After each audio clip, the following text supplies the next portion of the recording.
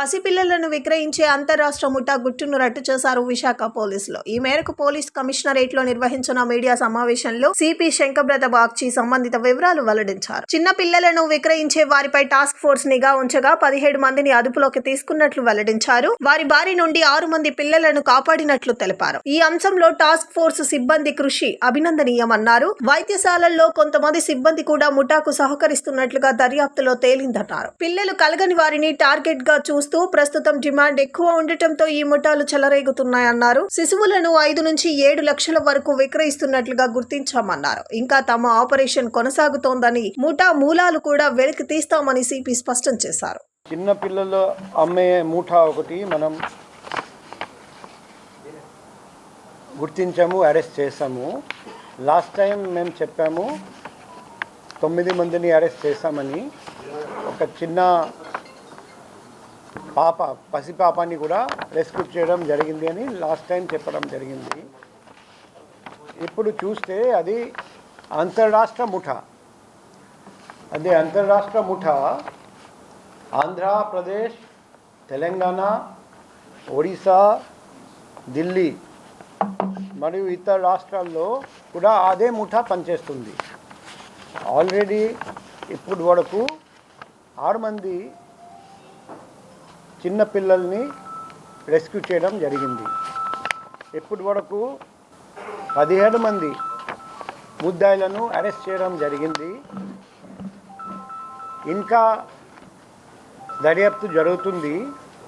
దర్యాప్తు పూర్తి అయితే ఇంకా చాలా మంది పసిపిల్లల్ని మేము రెస్క్యూ చేయగలుగుతాం.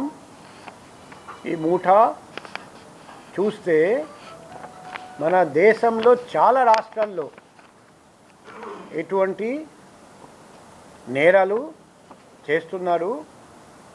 సో వైజాగ్ సిటీ పోలీస్ ఎటువంటి ముఠా గుట్టురట్టు చేసి ఒక చాలా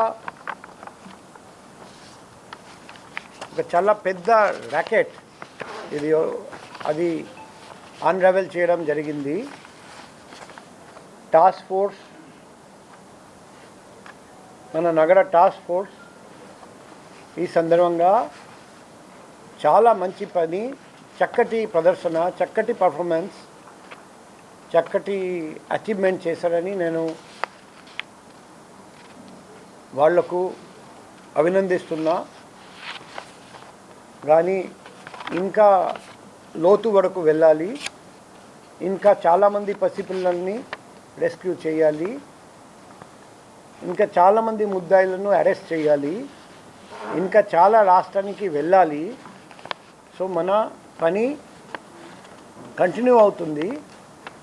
ఇది ఎంతవరకు ప్రోగ్రెస్ జరిగింది తెలియజేయడానికి ఈరోజు మనం కలుస్తున్నాము. ఫర్దర్ ప్రోగ్రెస్ జరిగిన తర్వాత ఫర్దర్ మీకు తెలియజేస్తాం.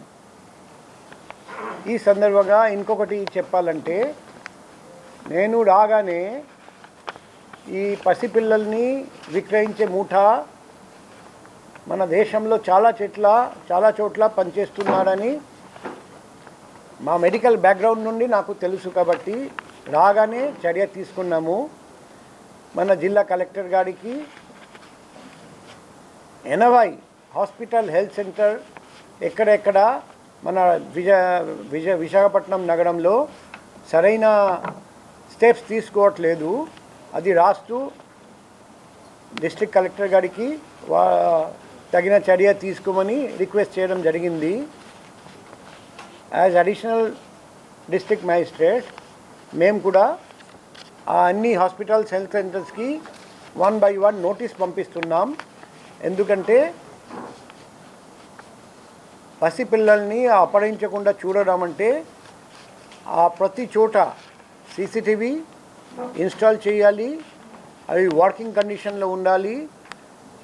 24/7 24 గంటలు సీసీటీవీ ఫుటేజ్ మానిటర్ చేయాలి. అక్కడ ప్రైవేట్ సెక్యూరిటీ గార్డ్ పెట్టాలి.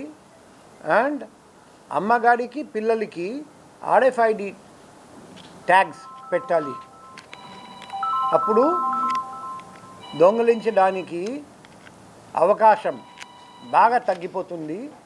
సో ఇవన్నీ సెక్యూరిటీ ప్రికాషన్స్ ప్రతి హాస్పిటల్, ప్రతి హెల్త్ సెంటర్, ప్రతి నర్సింగ్ హోమ్లో ఖచ్చితంగా పెట్టమని మేము రిక్వెస్ట్ చేస్తున్నాం.